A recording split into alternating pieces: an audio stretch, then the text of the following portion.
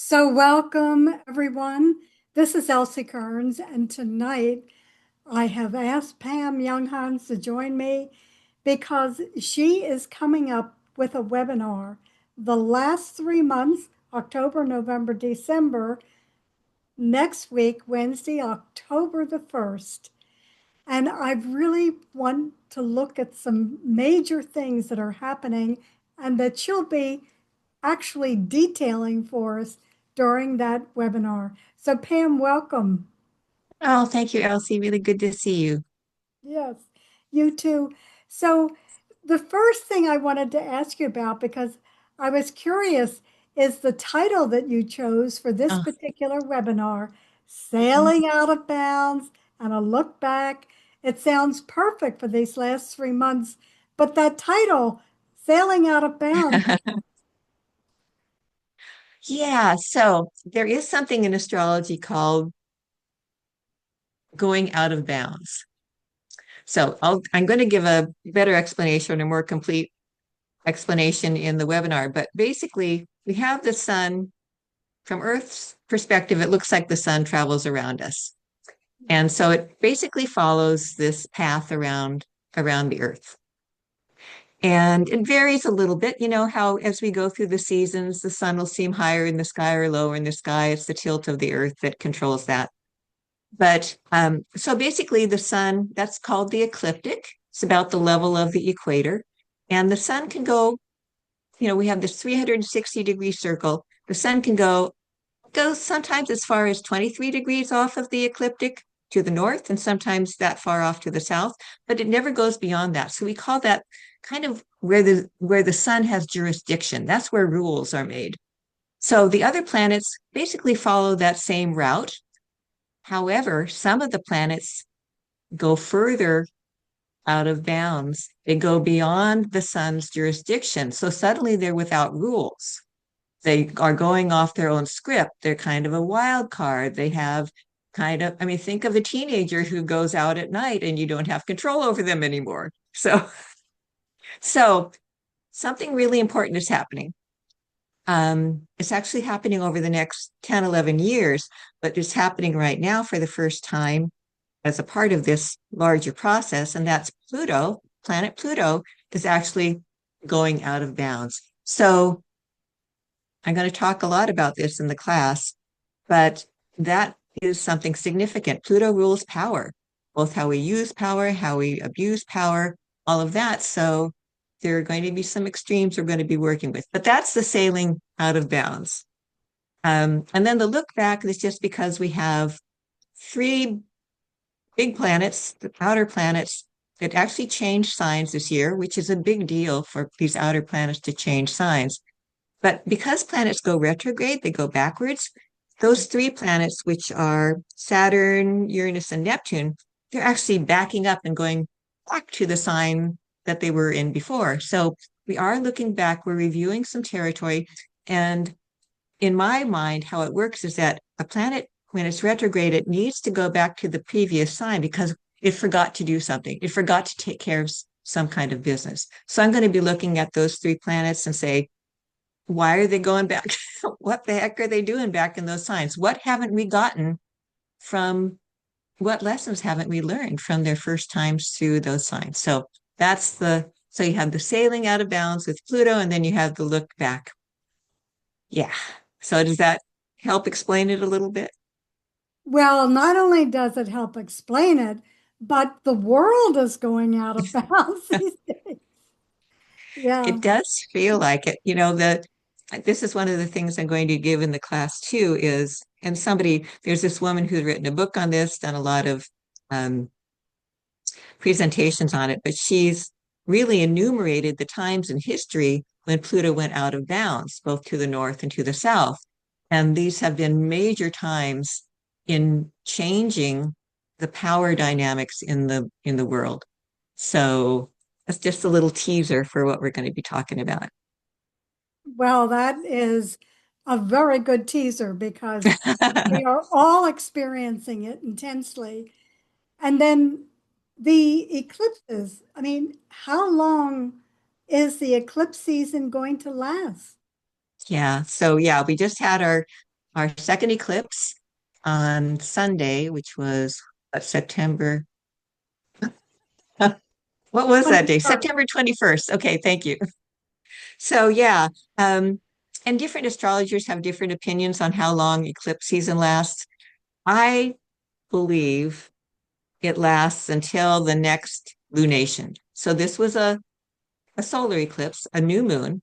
So to me, eclipse season will last until we have the full moon, which is on October 4th or something like that. I'm sorry, early in October. So that's my sense of it. Some astrologers will say a week or 10 days, but I just feel like because we just had a new moon, that's a part of a cycle that's going to have culmination at the full moon. And so that to me makes sense. That would be the ending of the eclipse season until we get the next pair of eclipse, which will be in February and March. Well, I just said earlier, when we met online, that just catching up the eclipses, the new moon, the autumn equinox, they've all come so close together this year. Yeah, it's really been an intense week. Plus, we have a couple of major things going on. We have a lot of Pluto activity, and Pluto actually is out of bounds right now. So we're seeing some of those extremes. And Mars is, we're filming this on Wednesday, September 24th. And today is actually the day that Mars and Pluto are exactly square. So they're in strong conflict with each other. So we're seeing some of that Pluto out of bounds, the extremes in the power and the control dance and all of that. So that on top of the solar eclipse and the equinox and a couple other things going on too. Yes, I think from all that you've said that this concept of Pluto going out of bounds is going to affect this. And again, the first of many times it's going to go out of bounds. Right, right. So yeah, this one I'm just looking at this is actually the shortest period. It'll be for 86 days. Went out of bounds August 29th. We'll go back in bounds November 23rd.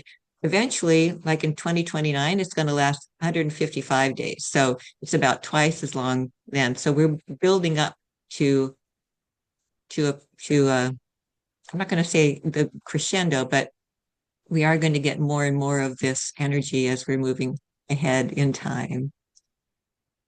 Well, I also wanted to check with you because I saw in this week's journal you talked about, am I saying it right, a yod? A yod. Yeah, yod, yod. Yod. Yes. Yeah. So that's the configuration between planets.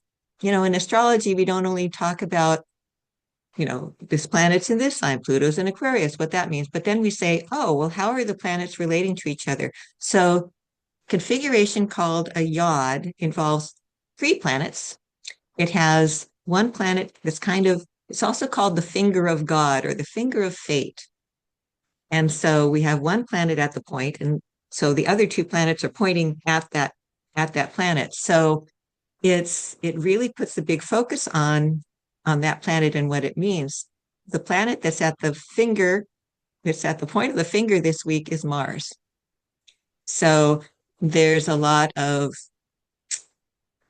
Mars, it's Mars energy and assertiveness. And in the extreme on one part, it's the warrior god. It's a lot of animosity. It can bring that up. Plus it's, in hard aspect of Pluto right now, but there's a big focus now asking us to say, how do we need to use our anger in a more efficient, effective, and I don't want to say creative or spiritual way, because the two planets that are involved in the yod that are pointing towards Mars are actually Uranus, which is about equality and freedom and social justice. And we have Neptune on the other side, which is about compassion and spirituality. So it's asking us to see and adjust how we use our assertiveness so that we don't just go off the rails like with Pluto, Pluto squaring Mars. Don't go off the rails and just let anger drive us, but use our higher faculties, our intuition, and our compassion, and have that modify how we express our assertive side, our masculine side, which is what Mars represents. Yeah. Well, we certainly have an exciting webinar coming up covering October through December. And as Pam has always said, this class is for everyone. She will explain not only the astrological aspects, but help us understand how it's going to affect us emotionally, spiritually. So please come join us on Wednesday, October 1st, 4 p.m. Pacific Standard Time. It'll be 7 p.m. Eastern Standard Time on the West Coast. And I'm going to put the link below. Come join us, register. Pam, any final teasers for us? Well, I look forward to seeing everybody there. I know we have a lot of people signed up already, which is always very exciting. Um, yeah, so just to give the lay of the land for the class, in the first part, I do an overview, but in the second half, we actually look. You get calendars when you register. You get these calendars that show the aspects day by day. But in the last half of class, I go through those and explain what they mean, and you'll have the calendars so you can take notes, and then you can use those calendars for the next 3 months. Yes, and they'll tell you what days are really, I call swirly. Yeah. Great. So I look forward to seeing you on October 1st, and we will go forward. That link to register will be below. And Pam is also going to do a very creative slideshow. So you'll have the slideshow. The Zoom online will be a replay. So you'll get that as well. Come join us. Pam, thank you so much. Good to see you, Elsie. See you next week. Okay.